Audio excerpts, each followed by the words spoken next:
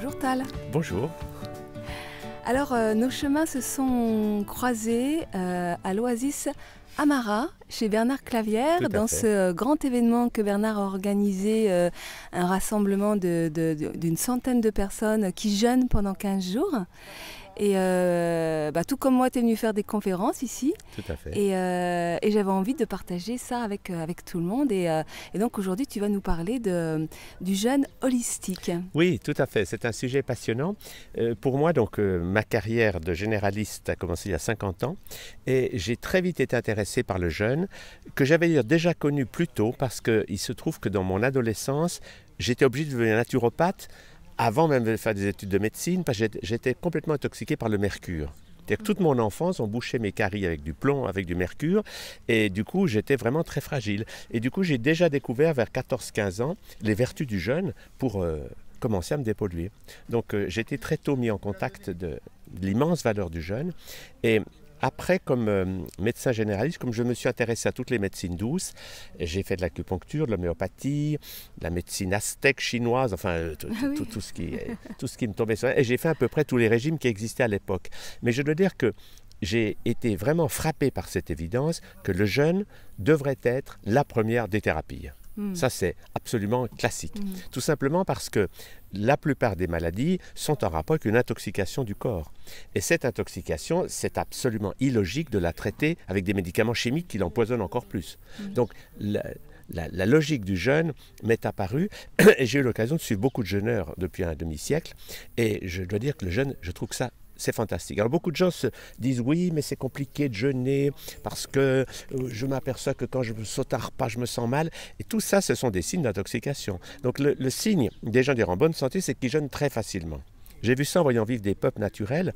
Je suis allé voir une dizaine de ces peuples. Les gens ne sont pas du tout attachés à l'alimentation comme chez nous. Ils mangent de temps en temps, puis des fois pendant 2-3 jours, ils ne mangent plus. Et ils se sentent merveilleusement bien. Parce que le signe des gens qui ont besoin de jeûner, c'est justement qui ne supportent pas de sauter un repas. Plus les gens sont intoxiqués, plus ils sont devenus des toxicomanes du sucre et des aliments, plus il faut qu'ils mangent tout le temps, quoi, en quelque sorte. Alors, l'idée de base, c'est qu'effectivement, quand quelqu'un est très intoxiqué, il faut préparer le jeûne. La notion des paliers est capitale. Si on passe du steak frites au jeûne, on se sent mal. Mais si... Oui. Juste parce que j'ai besoin vraiment de répéter ce que tu viens de dire, parce que je trouve ça, c'est vraiment très très intéressant et fondamental. C'est plus je ne supporte pas de sauter un repas, plus je pense que le jeûne, c'est pas pour moi, plus en fait notre corps aurait besoin de se désintoxiquer. C'est ça le paradoxe. C'est qu'en gros, beaucoup de maladies chroniques, que ce soit des rhumatismes, toutes ces maladies de civilisation, l'hypertension, enfin quel que soit le nom des maladies, il y a une composante, parce qu'Hippocrate le disait il y a déjà 2500 ans, c'est que les habitudes de vie créent la maladie. Donc la maladie, c'est un appel au changement, ça veut dire que nous vivons d'une manière qui nous rend malade.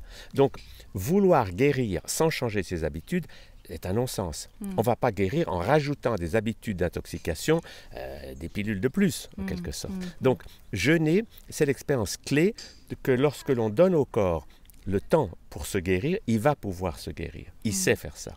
Mais il ne peut pas le faire quand il a trop de travail de digestion toute la journée. Les gens ne se rendent pas compte que entre 40 à 60% de leur énergie est utilisée pour digérer. Et alors, cette énergie, il y a une image qui fait sourire les gens, c'est comme si j'ai une femme de ménage, si je lui demande de préparer le petit déjeuner, le repas de midi et le repas du soir et de faire la vaisselle en plus, eh bien, elle n'a pas le temps de faire le ménage de la maison. Et ça, c'est notre corps. L'énergie consacrée à la digestion fait que le corps n'a pas le temps de se dépolluer. Et alors, quels que soient les symptômes, fondamentalement, la clé est simple, c'est qu'il va falloir diminuer notre prise d'aliments pour préparer le jeûne en faisant des paliers. D'abord, cesser les aliments trop riches, diminuer le sucre, parce que le sucre, c'est devenu une drogue incroyable dans notre société. Il y en a partout. Même dans les aliments salés, mettre du sucre. Il y en a partout. Donc, la plupart des gens sont toxicomanes du sucre. Et le signe est simple, c'est que dès qu'ils arrêtent le sucre, ils se sentent mal. Ils font des hypoglycémies, sont fatigués, etc. Donc, on prépare ça en quelques jours, où on va commencer par diminuer la quantité d'aliments, passer à des aliments de plus en plus végétaux et de plus en plus crus. Et puis si on fait ça sur un certain temps, on va entrer dans le jeûne facilement. Et le jeûne holistique, j'ai développé ce concept parce que le jeûne purement hygiéniste, où on fait que jeûner, il manque des éléments pour moi. Il faut que le jeûne soit l'occasion non seulement de changer ses habitudes alimentaires, mais de s'occuper de soi sur tous les plans. c'est-à-dire le corps physique, certes, mais aussi le corps émotionnel, le corps mental et le corps spirituel. Alors, juste pour ceux qui ne connaissent pas ce que c'est que le jeûne hygiéniste, est-ce que tu peux en 2-3 mots Oui, alors le jeûne hygiéniste, n'est-ce pas, c'est ce qui a été lancé par Shelton, c'est tout simplement on arrête de manger, point. Et puis on boit de l'eau et c'est tout. Mais pour moi, il manque des éléments. Il manque des éléments que si on jeûne de cette manière, les gens sont souvent fatigués pendant le jeûne, ou ils n'ont pas beaucoup d'énergie, ils ne se sentent pas très bien. Moi, j'ai appris à jeûner comme ça, mais je me suis dit, est-ce qu'il serait possible de jeûner en étant en pleine forme ? Et dans le jeûne holistique, c'est ce qu'on va avoir, parce qu'on ne va pas seulement cesser de manger, on va faire des tas d'autres choses qui vont faire circuler notre énergie. Alors, c'est ce que les gens ont compris maintenant dans, par exemple, les jeûnes et randonnées qui ont beaucoup de succès, c'est que si quelqu'un jeûne et qu'il reste dans son lit toute la journée, il ne va pas se sentir très bien. Mais s'il marche pendant 5 ou 6 heures, il va avoir de l'énergie. Et il va découvrir qu'on peut jeûner avec de l'exercice. N'est-ce pas la seule difficulté du jeûne? Si on l'a bien préparé, au moment où on va cesser de manger des solides, ça va être relativement agréable. Mais il peut y avoir les 2-3 premiers jours un tout petit peu de difficulté à cause du sucre. C'est là que les gens ont le plus de problèmes. Ils peuvent faire des hypoglycémies. À ce moment-là, nous, on conseille que les 3-4 premiers jours, les gens aient toujours sur eux 2 ou 3 raisins secs, et que si tout d'un coup, ils sont vraiment un peu KO parce que le sucre leur manque, ils sucent un raisin sec. Donc, on va permettre le passage en douceur au métabolisme du jeûne. Et puis l'autre chose importante et qui manque pour moi dans le jeûne hygiéniste, c'est qu'il est capital quand on fait des jeûnes de faire des lavements intestinaux. Parce qu'autrement, le corps va réabsorber des toxines et ça explique beaucoup de symptômes du jeûne. Ce n'est pas le jeûne qui fait ça, c'est parce que les toxines doivent s'évacuer. Et comme le côlon, le tube digestif est mis en arrêt, puisqu'il n'y a plus d'aliments solides, eh bien, il faut le nettoyer de temps en temps, au moins tous les 2 jours, faire un lavement intestinal. Avec le lavement intestinal, ça va se passer beaucoup mieux. Et puis pendant le jeûne, alors là justement, nous on insiste beaucoup sur le fait que pendant le jeûne, les émotions sont beaucoup plus perceptibles. Parce que beaucoup de gens mangent, non pas pour se nourrir, ils mangent pour ne plus sentir leurs émotions. Tout à fait, oui. Ça, c'est pour ça que les gens mangent 4 à 5 ou voire 10 fois plus que ce qu'il faudrait, parce qu'en réalité, ils ne se sentent pas très bien, ils ont de la peur, ils ont de la colère, ils ont de la tristesse, et ils ont remarqué que quand ils mangent, ça calme un peu le jeu. C'est de l'anesthésie émotionnelle. Alors, quand on jeûne, tout d'un coup, ces émotions, elles sortent. Donc, c'est capital de faire du travail émotionnel. Et pendant qu'on jeûne, on va danser, on va crier, on va pleurer, on va redevenir un enfant. Et ça va faire circuler notre énergie. Donc quand on ajoute au jeûne cette libération des émotions, eh ben, on est en pleine forme. On n'a pas de longues heures de fatigue, etc. Ce sont donc des techniques qui vont rendre le jeûne agréable. Nous, notre philosophie, avec mon épouse, on a dirigé beaucoup de jeûnes ensemble, c'est que le jeûne soit tout le temps agréable, sauf il y a des petits moments où on peut faire des crises d'élimination. Il y a un moment donné, on va avoir de la fièvre ou quelque chose qui ressort. Mais si on met en place un jeûne multidimensionnel, ça ne sera jamais pénible. Ça va durer quelques minutes ou quelques heures, un mal de tête, quelque chose comme ça, mais pas longtemps. Et moi, ce qui m'a émerveillé de suivre des jeûneurs depuis 50 ans, c'est que pendant un jeûne, rien de grave ne peut survenir. Tout ce qui arrive pendant le jeûne est remarquablement bien géré par le corps. Même des vieilles maladies qui ressortent, parce que ça arrive. Le corps, quand il fait le ménage, il va ressortir du placard l'asthme qu'on n'avait plus depuis 10 ans, et tout d'un coup, les gens m'appellent en disant « Ah, j'ai de nouveau de l'asthme ». Alors moi, je leur dis « N'ayez aucune peur, pendant le jeûne, le corps gère tout ça merveilleusement bien ». Et c'est là qu'on voit l'immense sagesse d'un corps, c'est qu'il sait vraiment nettoyer d'une manière intelligente et d'une manière progressive. C'est-à-dire que c'est peu à peu que les vieilles toxines vont ressortir. Voilà le principe. Alors, moi j'ai une expérience assez particulière parce que j'ai arrêté de manger de la nourriture solide pendant 2 ans. Puisque je me suis lancée dans l'aventure de la nourriture pranique, c'est-à-dire que je suis allée chercher ma nourriture directement là où elle se trouve dans le prana. Mais ma grande découverte, c'est qu'effectivement, le corps, nos cellules se nourrissent d'abord et avant tout d'amour. Et ce que je m'aperçois, c'est que dans toutes les conférences qui se déroulent ici, on en revient toujours et encore à la même chose, à l'amour. Donc le jeûne a aussi une dimension hautement spirituelle, c'est-à-dire qu'il y a la libération des émotions, mais il y a vraiment un éveil des consciences qui peut... C'est l'opportunité de traiter les vieux dossiers qui ressortent, je dirais, et de s'ouvrir à une nouvelle dimension. Tout à fait, parce que la beauté du jeûne et de l'alimentation pranique aussi, c'est de répondre à cette question fondamentale de savoir qui sommes-nous. Si nous sommes des êtres de matière, alors on voit les choses d'une manière matérialiste très limitée. Si nous sommes des êtres de lumière qui habitons dans un corps de matière, la dynamique est tout à fait différente. Et moi, ce que je trouve passionnant dans le jeûne, d'ailleurs comme dans l'alimentation pranique, c'est d'avancer dans la prise de conscience que nous nous nourrissons de bien d'autres choses que d'aliments.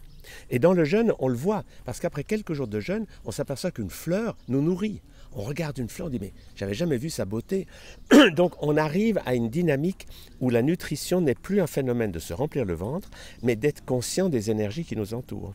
Et le jeûne nous rend beaucoup plus sensibles à tout cela, et c'est bien pour ça que tous les grands spiritualistes, on peut dire Jésus, Bouddha et les autres, ils ont tous jeûné 40 jours. Ouais. Parce que le jeûne de longue durée, qui peut être suivi d'ailleurs après de l'alimentation pranique, mais c'est la prise de conscience que les aliments, en fait, nous croyons qu'ils nous donnent de l'énergie, mais la plupart du temps, ils nous en prennent.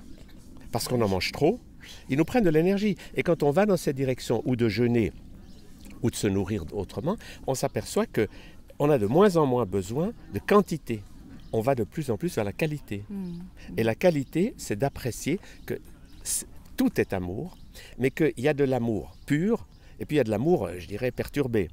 Un hamburger, pour moi, c'est de l'amour très malsain, dans le sens qu'il y a quand même de l'amour dedans, parce que suivant la qualité des gens qui le font, ça peut être mieux. Mais fondamentalement, beaucoup des aliments qui sont préparés n'ont pas pour but de s'occuper de nous, mais de nous rendre malades.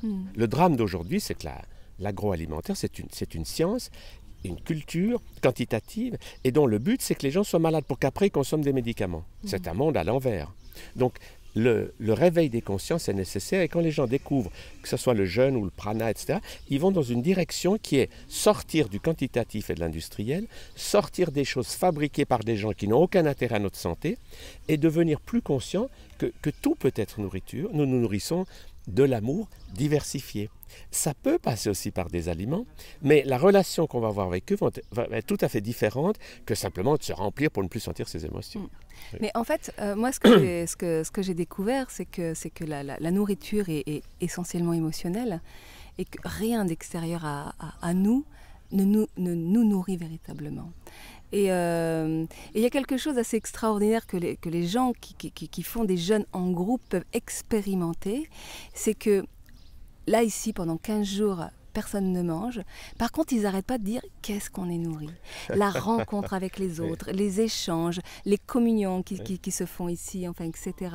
Tout cet amour qui circule les uns entre les autres font que, du coup, le jeûne est beaucoup plus léger. C'est-à-dire que les symptômes corporels sont beaucoup plus légers, et qu'il y a une véritable nourriture d'amour. On peut vraiment en faire l'expérience. Tout à fait. C'est pour ça qu'on dit que quand quelqu'un est amoureux, il vit d'amour et d'eau fraîche. Ouais. Et là, c'est vrai, quand on est dans cet état d'aimer la vie et de sentir l'amour, on n'a plus envie de se remplir le ventre. Et beaucoup de gens jeûnent ou vont vers l'alimentation pranique simplement parce qu'ils se sentent mieux quand ils sont légers que quand ils sont lourds. Et puis il est vrai qu'au moment où on apprend à décharger ses émotions, à ne pas les garder, que ce soit la peur, la colère, etc., notre cerveau droit s'ouvre, et là, l'énergie spirituelle coule en abondance, parce qu'on prend conscience que nous ne sommes pas des êtres de matière, nous sommes des êtres de lumière, et que quand on fait le contact avec notre corps de lumière, il nous donne une énergie extraordinaire. Tout à fait, oui. Bien sûr. Oui. C'est permettre à cette lumière justement de circuler, de se donner à travers nous, entrer dans le mouvement de la vie, quoi. C'est ça. Et la vie est vivante, et donc mouvement chaotique, etc. Et que l'expression des émotions fait partie de cette vie qui cherche à s'exprimer à travers nous, et qui a besoin de circuler pour se transmuter, justement. Tout à fait. Alors, le point important pour nous, c'est la notion que dès qu'on garde une émotion, on va se rendre malade avec. Et cette émotion va nous pousser vers des habitudes malsaines. Parce que si j'ai peur, je vais avoir envie de quelque chose on va chercher à donner du sens à nos misères en consommant quelque chose. Et ça, c'est le drame de beaucoup de gens, c'est que comme ils ne se sentent pas bien, ils essaient par la consommation de se sentir mieux avec du sucre ou avec un aliment, etc. Quand on va dans cette dynamique du jeûne, et qu'on apprend à libérer nos émotions, on va simplement redevenir un enfant. Et un enfant naturel, il ne mange pas à heure fixe. Un des drames de notre société, c'est qu'on oblige l'enfant à manger quand il n'a pas envie. Alors que si on fiche la paix à un enfant, un jour il va manger, puis un jour pas. Il n'est pas lié à des habitudes. C'est l'habitude qui nous tue. C'est le fait de faire des choses d'une manière régulière. Parce que là, on n'est plus dans le flot de la vie. On est dans « Ah, il faut que je mange parce que c'est midi » ou parce que je me sens mal. C'est une quête de sécurité. Oui. Oui, tout à fait. C'est justement pour anesthésier nos peurs, notre manque de sécurité, Voilà. enfin l'illusion de ce manque de sécurité. Oui, tout à fait. Moi, ce qui m'a frappé dans les peuples naturels que j'ai vu vivre, je me rappelle par exemple, j'étais en Polynésie une fois, et on a commencé à visiter une île puis une autre, puis les heures passaient, et je vois la journée passer, et personne ne parlait de manger. Puis à la fin de la journée, je leur dis, mais vous ne mangez pas? Ils disent, non, on s'amuse trop. Et pendant 3 jours, personne n'a mangé, rien du tout simplement parce que c'était tellement passionnant. Donc ils n'ont pas l'idée, il faut qu'on s'arrête parce que c'est l'heure du repas. C'est une belle notion. C'est d'entrer dans cette liberté où on ne fait plus les choses avec l'intellect qui dit, il faut que je fasse ça, ni avec nos manques. Parce que la plupart du temps, les gens, comme je le disais, plus ils sont intoxiqués, moins ils peuvent se passer de manger. Ça devient une espèce de cercle vicieux. Alors on entend beaucoup parler ces derniers temps, en tous les cas personnellement j'ai entendu beaucoup parler du jeûne sec.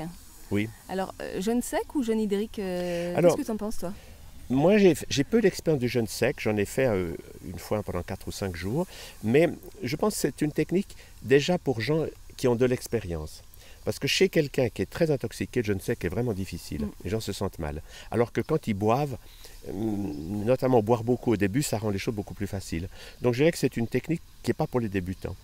Mais toutes les techniques ont leur charme. Mais je pense que c'est bien de commencer, par exemple, le jeûne avec des jus de légumes est plus facile pour les débutants. Et puis après, le jeûne à l'eau. Et puis l'idée, c'est que si pendant le jeûne, on fait des tas d'autres choses, parce qu'on a du temps quand on jeûne. Les Français passent 8 heures par jour entre acheter, cuisiner, faire la vaisselle. C'est le tiers du temps. C'est hallucinant quand on y pense. Tout d'un coup, quand on jeûne, tout ce temps, on l'a. Ah oui. Et on va pouvoir faire toutes les choses qu'on n'a pas le temps de faire de la poésie, danser, chanter, enfin avoir une vie qui s'épanouisse dans beaucoup de domaines. Alors c'est ça qui est très perturbant, parce que moi qui ai expérimenté ça pendant 2 ans, plus de courses, beaucoup plus de temps, et puis en plus de ça les nuits diminuent parce que quand on mange on gagne de l'énergie et notre corps a moins besoin de dormir aussi. Tout à fait. Donc en fait c'est un gain de temps, et là ça nous met, comme nous sommes quand même éduqués dans une perspective de faire, de remplir le temps à tout prix, c'est aussi des choses qu'il s'agit de transformer. Oui, tout à fait. Ce sont des Alors moi j'ai écrit des livres là-dessus parce que j'avais traduit le premier livre qui est paru en français, Se nourrir de lumière, de Jasmine. Parce qu'à l'époque... Ah, c'est toi qui l'as traduit? Oui, parce que ça s'est passé comme ça. Moi, je m'intéressais à la diététique qualitative. Alors, j'enseignais beaucoup l'alimentation vivante, végétale, vivant, variée. Et dans cette dynamique, quelqu'un me dit, Jasmine ne mange plus depuis des années. Je suis allé la voir. Et comme j'ai vu qu'elle était vraiment authentique, j'ai traduit son livre en français. Et c'était le premier livre qui est apparu là-dessus. Alors, par la suite, j'ai vu pas mal de gens qui étaient dans cette dynamique. J'ai fait souvent des préfaces pour leurs livres. Et ce qui m'a intéressé, par exemple, dans mon dernier livre qui s'appelle « Respecter votre capital santé par l'alimentation consciente », c'est de montrer aux gens qu'il y a des étapes. C'est qu'il ne faut pas être dans des systèmes rigides où, par exemple, on oppose le jeûne à l'alimentation pranique. Ces distinctions, ce qu'il faut, c'est donner aux gens des outils pour avancer vers plus de qualité, moins de quantité, et plus de conscience, et plus de joie de vivre, finalement. Que l'alimentation ne soit plus une corvée, ni une obligation, ni quelque chose de lourd et de compliqué, mais qu'on avance vers toujours plus de légèreté. Oui, parce que l'idée, ce n'est pas tant de jeûner régulièrement dans sa vie, c'est que le jeûne soit une opportunité de transformer non seulement son alimentation, mais aussi une façon de vivre, une posture d'être. Et donc, c'est une véritable opportunité, du coup, de s'éveiller à un nouvel état de conscience et de transformer sa vie, ou à un moment donné, puisque on mange moins et peut-être plus en qualité, du coup, le jeûne n'est plus nécessaire, forcément, sauf peut-être en cas de maladie, parce que ce sur quoi je voudrais réappuyer, c'est pas parce que on jeûne, parce que justement, cette opportunité, elle ne peut ne pas être saisie. C'est pas parce qu'on jeûne régulièrement qu'on éveille sa conscience. C'est pas parce qu'on devient pranique qu'on éveille sa conscience. C'est pas parce qu'on mange cru qu'on éveille sa conscience. Ce sont deux choses très différentes. C'est une opportunité mais c'est pas forcément le résultat automatique. C'est un point très intéressant parce que ce que nous voyons, nous, dans notre enseignement avec mon épouse et avec nos partenaires, c'est que toutes les techniques de santé, que ce soit le jeûne ou n'importe quelle forme d'alimentation pranique ou autre, tout ne résout pas tous les problèmes. Parce que nous devons aussi apprendre à nous occuper des personnages qui sont en nous. Ce qu'on appelle, nous, les SPPA ou sous-pensées psychoactives, c'est que si j'ai dans ma cave des tas de personnages que j'empêche de vivre, même si je fais les plus longs jeûnes, les choses les plus magnifiques, il y a des bouts qui vont manquer. La vie nous appelle tout le temps à travailler sur nous, c'est-à-dire à libérer nos potentiels et à libérer les personnages enfermés dans nos caves. Et j'ai vu ça non seulement pour les personnages dans le présent, mais aussi les personnages du passé. Parce que, moi j'ai appelé ça la psychothérapie spirituelle, c'est d'amener les gens à découvrir qu'ils peuvent avoir des personnages bloqués dans leur cave depuis des vies. Et que ces personnages, quand on a vécu des situations émotionnellement très fortes, mais sans la guidance spirituelle, par exemple on meurt sans savoir que la vie continue, ben, on a une peur horrible, et on meurt comme ça, et on a des personnages qui restent bloqués. Et toutes nos peurs sont des mémoires. Quelqu'un qui a peur de l'eau peut dire à coup sûr qu'il est mort noyé. Donc on retrouve comme ça des mémoires qu'il va falloir débusquer et libérer. Parce que si on ne fait pas ce travail, on a beau jeûner, on a beau faire des tas de choses très bien au niveau du rez-de-chaussée, dans la cave, ces personnages, ils appellent et ils disent « viens me chercher, délivre-moi ». Ça peut être lié à des vies antérieures, mais ça peut être tout aussi bien lié à du transgénérationnel, c'est-à-dire que nous sommes les héritiers de oui. mémoires qui ont appartenu à nos aïeux oui. et dont on a hérité en arrivant dans notre corps de chair. Tout à fait. Alors il y a les deux, parce que le transgénérationnel permet d'expliquer les choses sur quelques générations. Mais ce que j'ai vu moi dans mon travail, c'est que souvent ça remonte bien plus loin que les générations. Ça peut remonter à d'autres époques de l'humanité. Et l'important, c'est de comprendre que le temps, en fait, n'existe pas au niveau de notre inconscient. Ouais, que le traumatisme soit d'hier ou d'il y a 5000 ans, ouais. c'est la même chose. Ce qu'il faut, c'est les outils pour libérer ces émotions.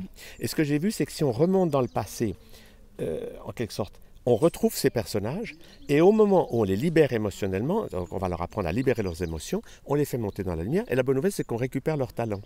Et ça c'est passionnant. Oui, tout à fait, parce que c'est ça l'idée, hein, de libérer les émotions. C'est ce que je dis tout le temps, hein, nos émotions ne sont que des messagers de notre corps, voire de notre être qui nous demandent d'épanouir en nous les ressources dont nous avons besoin pour justement transmuter ces émotions. Tout à fait. Alors le but de tout ce travail, c'est de pouvoir être de moins en moins porteur de mémoires qu'on porte dans le sac à dos et qui sont lourdes, mais de les libérer pour être de plus en plus dans l'instant présent. Et ne plus avoir des générations passées, ni de mémoires plus lointaines, des charges qui ne sont pas lâchées. Et il y a une technique que j'ai trouvée aussi très intéressante dans le domaine du jeûne. Moi, j'ai fait beaucoup de jeûnes parce que j'accompagnais mes patients. J'ai dit aux patients, écoutez, vous avez telle ou telle maladie, ça serait bien de jeûner. Je fais avec vous. Et pour les patients, c'était chouette, ils étaient motivés. Parce qu'ils se disaient, si je vais manger un éclair au chocolat, je vais devoir le dire à Chalère au téléphone. Bref, et lui fait l'effort. Bref, donc on a créé de très belles... un très beau travail d'équipe. Mais j'avais un problème pendant au moins 20 ans, c'est que quand je recommençais à manger, j'étais boulimique. Donc j'avais un côté où je mangeais trop vite. J'étais boulimique et je ne savais pas comment résoudre ce problème. Je ratais systématiquement mes réalimentations. Et bien là, j'ai un jour trouvé une technique qui est vraiment utile, que j'ai appelée marcher sans avaler, MSA. C'est l'idée que pour les boulimiques, si on leur dit ne prends pas, alors ils se retiennent et puis tout d'un coup ils ouvrent le frigo, ils mangent tout. Ou ils perdent 10 kilos avec un régime, mais ils en reprennent 20. L'idée, c'est une rééducation en fait, en prenant les choses, mais dans la bouche, pas dans le ventre. Et comme ça, on fait une rééducation finalement. On peut mâcher, on peut goûter, mais on n'avale pas. Et c'est une jolie technique pour préparer, alors ça peut être pour préparer le jeûne, ou ça peut être pour après le jeûne, pour pouvoir prendre, parce qu'en fait, quand on mâche un aliment, on prend déjà son énergie. Mais est-ce qu'on en a vraiment besoin dans le ventre? Non, parce que quand on le voit avec un bébé, quand vous mettez un bébé, vous lui mettez quelque chose, il renifle. Si l'odeur est attractive, il ouvre la bouche et il met dans sa bouche. Et il mâchouille. Et si le cerveau dit « c'est bien », il avale. Si le cerveau dit « tu n'en as pas besoin », il crache. Et c'est ce que font les animaux aussi. Donc mâcher sans avaler, c'est une technique de rééducation pour réapprendre à être un enfant normal. C'est-à-dire pas un enfant qu'on a obligé à avaler, une cuillère pour papa, une cuillère pour maman, mais un enfant qui goûte, qui sent. Et puis si ça ne lui convient pas, il crache. Ah, c'est vrai. J'ai fait l'expérience de ça avec mes propres enfants, où à un moment donné, il mâche effectivement, puis il recrache. Et puis en tant que mère, on se sent outré parce que ce que je te donne, c'est pas bon. C'est ça. Alors mâcher sans avaler, c'est redécouvrir ce plaisir qu'il y a des choses qui peuvent nous faire envie. On peut les goûter, mais pourquoi avaler? Ouais. Et alors, beaucoup de gens disent, oui, mais alors on ne peut pas faire ça en public. Eh bien si, on peut.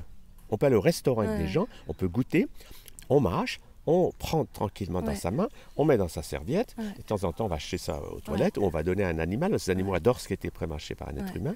Mais ça permet en quelque sorte d'assouplir et de ne pas entrer en guerre avec des gens qui veulent à tout prix vous inviter au restaurant, des choses comme ça.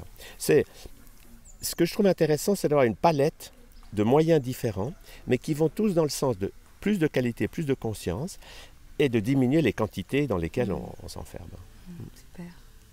Donc, alors, le jeûne, ça permet de... C'est une véritable opportunité, en le détoxiquant, de s'ouvrir à nos autres corps, à notre corps psychique, à notre corps spirituel. Mais pour en revenir à notre corps physique, donc c'est clair que le jeûne a de véritables vertus thérapeutiques. Oui. Alors, il y a un point très intéressant à constater. En Russie, par exemple, après Tchernobyl, ils avaient une clinique à Moscou pour essayer de soigner tous ces gens-là, et ils ont vu que les gens les plus gravement irradiés, la technique qui marchait vraiment le mieux, c'était le jeûne. Donc le jeûne a acquis des lettres de noblesse. Aux États-Unis aussi, il y a des travaux qui ont montré que quand les gens font de la chimiothérapie, s'ils jeûnent, ils supportent beaucoup mieux. Alors, c'est pas que je sois pour la chimiothérapie, mais c'est que tout d'un coup, on a vu dans différents domaines que le jeûne, c'est vraiment quelque chose de génial, parce qu'un corps humain, quand il est dans le jeûne, il a beaucoup plus d'énergie pour affronter les problèmes et pour se guérir. Donc, c'est pour ça que, peu à peu, le jeûne prend sa place. Ce qui était le drame dans la médecine récente, c'est qu'on a tout misé sur le concept que quand quelqu'un est malade, c'est une intervention de l'extérieur qui va le guérir. Et ça, c'est totalement faux. C'est toujours le corps qui se guérit lui-même. Aucun traitement n'a jamais guéri un patient. Le corps a la capacité de se guérir, mais il faut jouer le jeu avec lui. Et c'est là que le jeûne est magnifique. C'est que le jeûne, c'est vraiment faire confiance au corps, que quand on arrête de lui donner du travail, il va faire ce qu'il a à faire, qui est de se dépolluer, de se régénérer. Et les résultats sont toujours extraordinaires. Hier, j'entendais le témoignage d'une personne là, qui parlait dans le film qu'on a regardé et qui disait, je trouvais ça très intéressant de se rappeler ça, c'est-à-dire que dans les temps premiers, on n'a pas toujours mangé à notre faim. C'est-à-dire que l'état de jeûne était un état naturel. On mangeait quand on trouvait un arbre ou cueillir des fruits. Même il y a une centaine d'années en arrière, on ne mangeait pas de viande comme on en mange aujourd'hui. On mangeait beaucoup moins. Voire on ne mangeait pas. Enfin, les états de disette et de famine étaient quand même assez régulier, récurrent. Donc notre corps, naturellement, a appris cet état de jeûne. Et d'ailleurs, on le retrouve puisque dans toutes les grandes religions, il y a la notion d'un jeûne annuel. Oui. Le carême des catholiques, le ramadan des musulmans. Le concept au départ, c'était que si une population jeûne au moment du printemps, eh bien, on va éviter beaucoup de maladies parce que ça va faire ce qu'on appelle un nettoyage de printemps. Malheureusement, les choses ont été perturbées parce que, par exemple, le jeûne chez les chrétiens, au lieu que ça soit un vrai jeûne, c'est devenu « Ah oui, on peut manger du poisson parce que le poisson vit dans l'eau. » Enfin, des raisonnements comme le ramadan. On ne mange pas le jour et la nuit, on s'empiffre. C'est absolument ridicule. C'est pas du jeûne, ça. C'est des coutumes complètement dénaturées. Mais le vrai jeûne, alors il y a des populations qui le font encore, les Hunza par exemple, au nord de l'Inde, et ils arrivent au bout de leur provision, et avant la prochaine récolte, ils ont un mois où ils n'ont rien à manger. Et là, il n'y a que les enfants qui mangent, et tous les adultes, ils jeûnent sans problème pendant 30 jours, et ils se portent comme des charmes. Et ça, ce sont des mesures intelligentes, c'est de ne pas faire toujours la même chose. Et le fait de jeûner, que beaucoup de peuples faisaient aussi, quand ils se déplaçaient, les gens n'avaient rien à manger pendant des temps, mais plus quelqu'un vit sainement, plus il va jeûner facilement, parce qu'il n'est plus dans cette dynamique de la toxicomanie alimentaire. Il ne mange plus parce qu'autrement il se sent mal. N'est-ce pas ? La notion d'une drogue, c'est quelque chose que vous prenez et dès que vous ne l'avez plus, vous vous sentez mal. Alors que cette drogue s'appelle l'héroïne ou le sucre blanc, je dirais même que le sucre blanc est une drogue pire que l'héroïne. Ça tue beaucoup plus de gens que l'héroïne, parce que beaucoup de gens, dès qu'ils n'ont plus leur sucre, au bout d'une heure ou deux, et c'est le drame de tous ces sucres raffinés, c'est que ça fait monter la glycémie. Du coup, le corps sécrète de l'insuline, ça va dans les cellules et on va faire de l'hypoglycémie. Donc 2 heures après, on est complètement KO et on n'a qu'une envie, c'est de recommencer à manger quelque chose. Et c'est pour ça que les gens deviennent obèses ou malades, parce qu'ils sont pris dans cette espèce d'engrenage infernal. Moi, je vois des enfants à 10 ans, ils passent toutes les 2 heures, ils prennent quelque chose de sucré. Alors, ces habitudes hyper toxiques, il faut en sortir peu à peu. Parce que quand on est avec une drogue, c'est pas facile de l'arrêter. Il ne faut pas l'arrêter d'un coup. Il faut peu à peu se détoxiquer. Et c'est là que la préparation aux jeunes et jeunes, ce sont des expériences passionnantes qu'on peut vivre autrement qu'on le croyait. Et que les habitudes de la société moderne, qui sont des habitudes de maladie, on peut les changer. Alors, tu dis à très juste titre que le jeune prend petit à petit sa place. On voit beaucoup de choses au niveau international qui se passent. Il y a même des pays où le jeune est remboursé par la sécurité sociale. Pourquoi en France ça reste un sujet aussi tabou? Pourquoi on est toujours en résistance? Je dirais que c'est beaucoup lié aux habitudes. En France, la gastronomie, c'est quand même quelque chose de très important. Et puis aussi, c'est de la bonne cuisine, les gens aiment bien ça. Et il y a beaucoup de convivialité qui est liée à ça. Alors, c'est là qu'on voit justement des rassemblements de jeunesse, c'est bien parce que les gens découvrent qu'ils peuvent être heureux ensemble sans manger. On n'est pas obligé, pour être heureux ensemble, de manger. Parce que le grand drame dans notre société, c'est que les bons moments, c'est à table. Et quand les gens sont ensemble, ils mangent. Qu'est-ce qu'il faut faire? Il faut toujours faire quelque chose. Voilà. Alors qu'on peut apprendre à faire autre chose. Oui. Il y a des peuples dans lesquels, quand on est ensemble, on danse. Oui. Nous, quand on va à Madagascar avec ma femme, on est toujours étonnés. Les gens là-bas, vous entrez dans une maison, il y a peu de livres, les gens lisent peu de livres, mais il y a toujours une radio. Et dès qu'il y a un tube qui passe, tout le monde se met à danser. Parce que pour eux, danser, c'est vivre. Mais du coup, dans ces pays, les gens mangent quand même beaucoup moins que dans les pays occidentaux. Parce que, comme ils ont une vie active, n'est-ce pas, le drame de l'occidental, c'est que comme il n'a pas besoin de beaucoup bouger, il est au bureau, il est dans sa voiture, il ne remarque pas qu'il n'a pas beaucoup d'énergie physique. Mais les peuples qui sont actifs, qui plantent le riz dans les rizières, par exemple, il faut le faire. Ils ont besoin d'énergie. Et du coup, naturellement, ils ne prennent pas de petit déjeuner. Ils vont travailler et ils mangent que 2 fois par jour. Et des quantités très faibles par rapport à un occidental. Parce que tout simplement, ils ont vu que pour leur énergie physique, ils ont plus d'énergie quand ils mangent peu que s'ils mangent trop. Les sportifs, c'est pareil. Aujourd'hui, beaucoup de sportifs qui font des sports d'endurance, comme du triathlon, du marathon, ils mangent que des graines germées. Parce qu'ils ont vu qu'avec cet aliment, leur corps fonctionne beaucoup mieux qu'avec l'alimentation classique. Okay. Alors, je profite de rebondir sur ce que tu dis, sur le fait de manger 2 fois par jour. De plus en plus de personnes prennent ce rythme de manger 1 repas par jour. Oui. C'est l'idéal. En fait, il faut commencer, si on est à 3, il faut supprimer le petit déjeuner, qui est une aberration, pour la raison simple que le corps élimine le matin. Entre 5h et 9h, 9-10h le matin, c'est l'heure où on élimine. Or, qu'est-ce qui se passe? Quand les gens sont intoxiqués, c'est l'heure où ils se réveillent, ils sont lourds, ils ont mal partout, parce qu'ils sont en pleine détoxification. Et ils ont remarqué que s'ils prennent un petit déjeuner, ça coupe l'élimination, donc ils croient que le petit déjeuner leur fait du bien. Mais ça leur fait du mal, en fait. Ça bloque leur élimination. L'idée, c'est le matin, ne boire que de l'eau, ou quelque chose, une tisane, quelque chose, juste pour aider le corps dans son travail, et puis bouger. Donc en fait, plus on est addict au petit déjeuner, plus il faut l'arrêter. C'est tout à fait ça. Et après, on s'aperçoit que au début, on va manger 2 fois par jour, et avec un peu d'entraînement, on va manger plus qu'1 fois par jour. C'est beaucoup plus naturel. Et on va s'apercevoir qu'on se sent beaucoup mieux, que, en quelque sorte, moins on mange, mieux on se porte. C'est ça le concept. Et puis, moins on mange, plus on va être attentif aux autres formes de nourriture. On va être nourri par la couleur, par la lumière, par toutes sortes d'énergies subtiles. Par les sons, par les odeurs, par les relations humaines. On va être plus attentif à notre voisin, aux gens qu'on croise dans la rue, à nous-mêmes. Tout à fait. Alors, il y a tout un art pour faire ça. Pour donner un exemple, moi j'avais un chalet en Haute-Savoie et dans une époque j'étais très pur. Et alors quand les paysans d'à côté m'offraient de la gnôle, je disais je ne bois pas d'alcool. Alors les gens trouvaient que j'étais franchement mal élevé. Parce que refuser leur gnôle, c'était être mal élevé. Alors, j'avais pas un très bon rapport avec eux. Puis un jour, une vieille psychologue m'a dit avec beaucoup d'humour, elle m'a dit « Mais docteur Chalère, il faut jamais dire non. Quand les gens vous offrent quelque chose, vous dites oui. Parce que c'est ça d'être poli. » J'ai dit « Oui, mais je veux pas boire. » Elle m'a dit « Attendez, j'ai pas fini.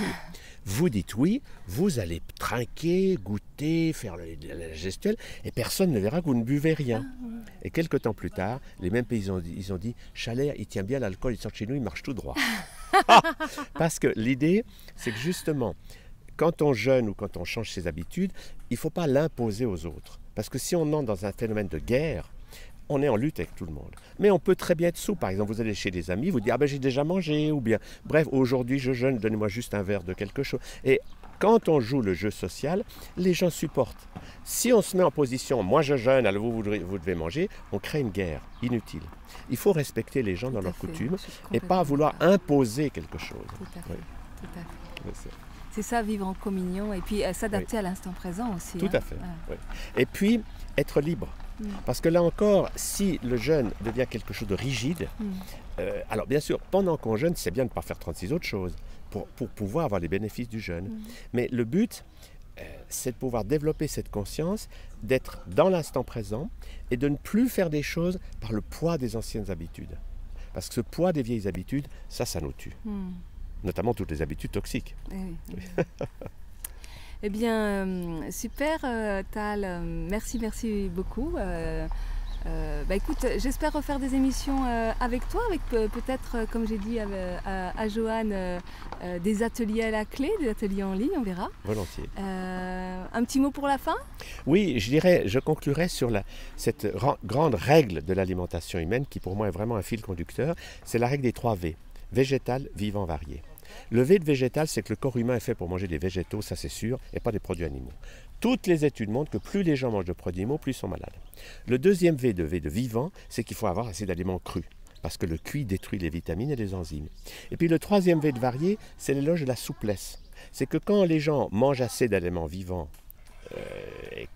ils peuvent très bien de temps en temps manger des choses pour le fun. Parce qu'il ne faut pas faire de l'alimentation un système rigide. Parce que quand les gens sont dans un système rigide, que ce soit végétarien ou vegan ou ceci ou cela, ou instinctothérapeute, ça devient des sortes de sectes qui bloquent l'énergie. Et moi j'ai vu beaucoup de gens tomber malades alors que leur alimentation était remarquable. Mais parce que on ne se nourrit pas que d'aliments.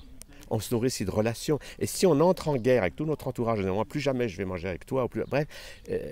le V de varié donne cette mobilité et cette flexibilité. C'est pour ça qu'on peut manger la nourriture la plus vivante du monde. Si cela ne nous rend pas vivants nous-mêmes, c'est qu'on a raté quelque chose. Tout à fait. Donc c'est manger vivant pour être vivant. Tout à fait. Et dans cette dynamique, justement, on va peu à peu découvrir cette joie que tout peut être nourriture. Et que finalement... une fleur peut nous nourrir aussi bien qu'un repas. Et ça, c'est une dynamique passionnante parce qu'on va vers toujours plus de conscience que, à partir de notre corps de lumière, nous sommes nourris. Et que donc, on a de moins en moins besoin de ces croyances qui nous font croire qu'il faut aller à table 3 fois par jour, il faut manger de la viande pour avoir des forces, boire du lait pour avoir du calcium. Tout ça, c'est des croyances complètement aberrantes. Il faut sortir de cette hypnose collective pour entrer dans une dynamique de libération. L'amour est notre source créatrice, notre matière et notre nourriture. Magnifique, tout à fait. Merci à toi. Merci beaucoup. Et je vous dis à très bientôt. Au revoir. Au revoir.